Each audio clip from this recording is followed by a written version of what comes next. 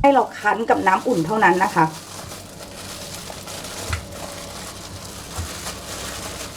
คั้นกับน้ำอุ่นเท่านั้นนะคะก็ซื้อมาประมาณ1 กิโลนะคะและใช้น้ำอุ่นในการคั้นเท่านั้นนะคะเดี๋ยวเราไปคั้นกันค่ะ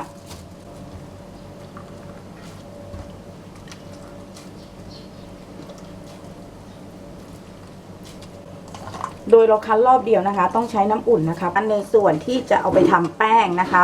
มะพร้าวก็คือส่วนที่เป็นมะพร้าวหลังจากคั้นนั่นเองนะคะแต่ว่าจะต้องเอาไปตากนะคะดูแดดหน่อยนึงนะคะคือตากให้จน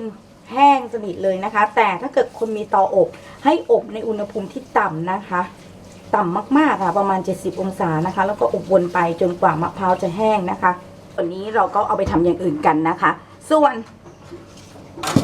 ค่ะเราก็จะแบ่งเป็น2 ส่วนนะคะส่วนนี้เราก็ไปทำเมนูอื่นกันนะส่วนนี้เดี๋ยวเราเอาไปทำแป้งมะพร้าวกันจากนั้นนะคะเราก็กระจายให้ทั่วๆนะไปตากแดดก็ได้นะคะหรือใครจะเอาเข้าเตาอบก็ได้นะคะ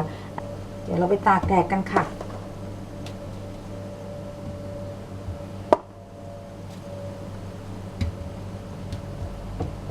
มันก็จะแห้งอย่างนี้นะคะกรอบๆอย่างนี้เลยนะคะเราตากจนแห้งแล้วนะคะทีนี้เราก็มีอุปกรณ์ตัวช่วยคือที่บดนะคะเราก็จะใช้ที่บดนี่แหละค่ะบดนะคะเพื่อให้เป็นผงแป้งนะคะค่อยๆบดนะคะ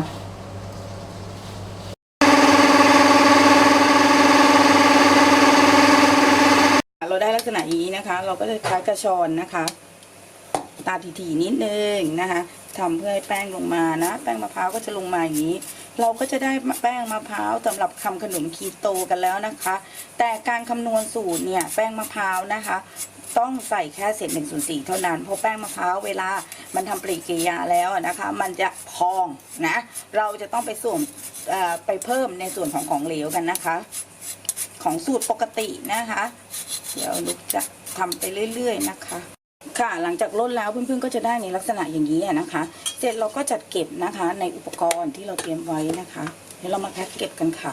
ซึ่งเราสามารถที่จะเอาไปทำขนมได้นะคะซึ่งเมนูต่อไปนะคะช่องรักสุขภาพก็จะมีทำขนมนะคะสำหรับคนลดความอ้วนโดยเฉพาะนะคะเราเอาไขมันดีกันเข้าร่างกายกันดีกว่านะคะ